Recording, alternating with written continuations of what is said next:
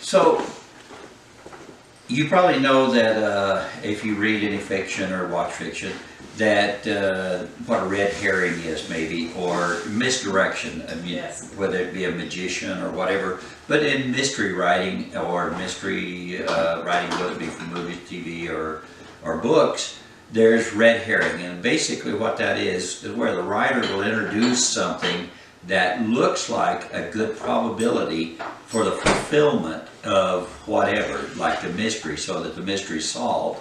And a good writer will do it in such a way that it gives you enough reason to believe yes, but it gives you the facts so that it appears to just be fair.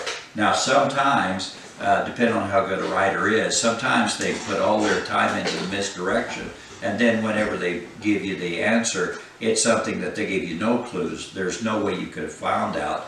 But a really good writer does it in such a way that a person that's paying attention can see through the misdirection of the red herrings and can recognize early on a clue or more that leads them thinking in a certain way. And you begin to think in that way, and it's kind of strategic that you develop a plan or how that was so that you feel a sense of fulfillment whenever you get to the end and you find out it was the way you thought it was. And the earlier in the production, whatever, that you figure that out, the smarter you feel, or the more fulfilled you feel.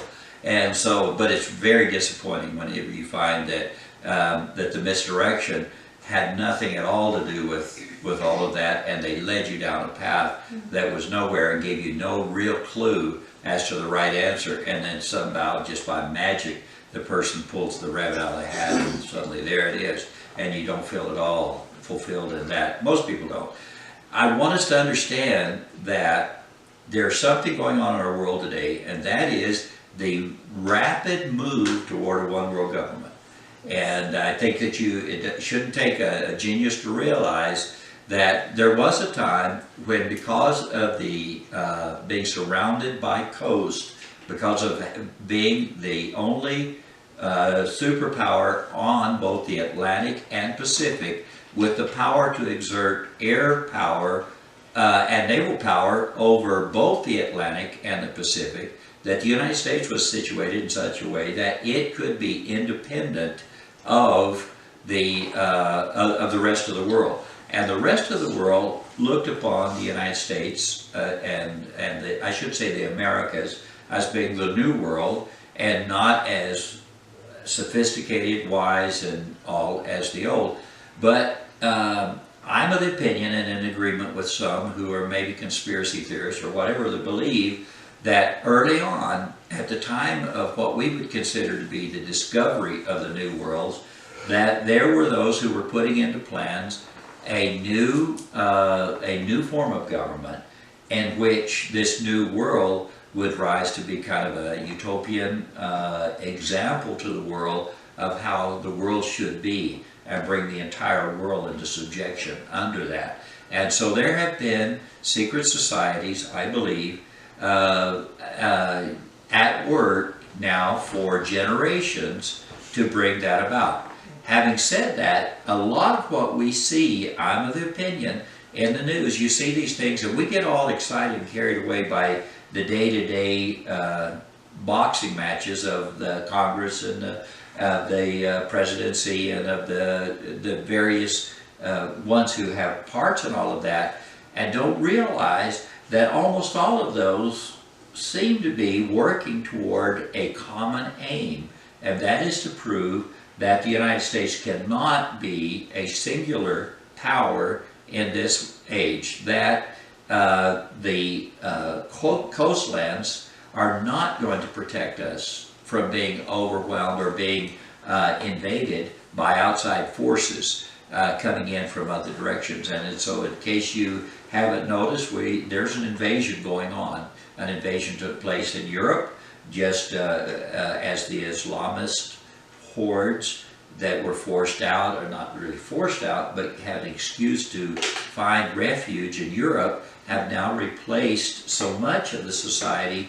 It only takes about 10%. It doesn't take 50% to replace a dominant society with especially with Islam. And that is taking place. So it's happened fairly well in Germany. It's happening in a lot of the countries over there, France and other countries. And if you're watching, you see what's going on. Yes. And you're also seeing now that as there was an effort to stomp out the grass fires, I guess you could say, of the caliphate in Syria, that spread sparks that have flown out into all the world. So in Sri Lanka, on Easter Sunday morning, the first thing that came on my phone was showing the killing of, I think it's up to, I don't know exactly what it is, but up into hundreds anyway, wounded and killed in those attacks. And there would have been many others, but several of the bombs were still found in a van outside, indicating probably that several of the suicide bombers, for whatever reason, didn't get there in time to carry out their assignments. And so that van was blown up outside of the church and without killing anyone, but the carnage would have been a lot worse otherwise. The point is that all of this is going on. There is a great movement toward those who are finding crises that are severe enough that there has to be a global response. I can see two that I believe are on the, if not Islamist attacks of the nations, I think that the other two that are going to come about, the next one could very easily be the collapse of the US dollar as the global currency, and the other would be the possibility of a war that would, and it could be a cyber war, but that would disable the United States as for its ability to exert power in various parts of the world and finance in various parts of the world. And then, so that's those, and then the other might be this climate, people becoming concerned enough about the climate that they begin to take emergency actions that would require a global response. The United States could not, even if it could be as demonstrated that that human-caused climate change is occurring, even if that could be, and I'm not giving an opinion on that right now. Because I'm not preaching that subject. All I'm saying is, even if that were proven, if the United States were to become totally carbon neutral, so that it was not putting any more carbon into the atmosphere than what it's taking out, how much difference would that make in human-caused climate change? Even if you buy human-caused climate change, if you buy that, how much difference would it make if the United States had no carbon emission, if it's carbon neutral? And the reality is it wouldn't have any appreciable change at all, even by the best of models. That's my understanding. So what that means is what? If the United States were to go completely green and carbon neutral, it would still not work without a change in what's going on in China, especially, and several other nations of the world. It's going to require a global response. Okay, so that just gives you some reasons why, what might be pushed forward as reasons why there's going to have to be a global response. There is going to be a one world government. How do I know that? Is it because of watching the news or because of anything else? No, it's because I've read the scripture. Yeah. I know what's coming.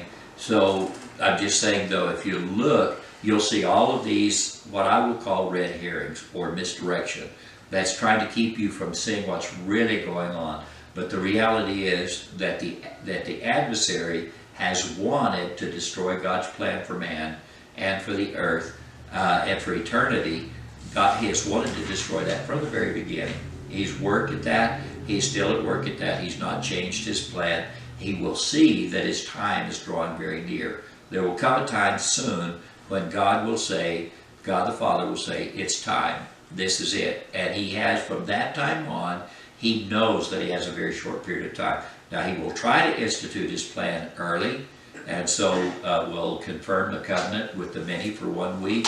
There will be events that will take place in the first 1260 days of that, and then the abomination of desolation. In that process somewhere, the Antichrist is killed, and the spirit of Satan will enter into the body or person of the Antichrist under the leadership of the dragon.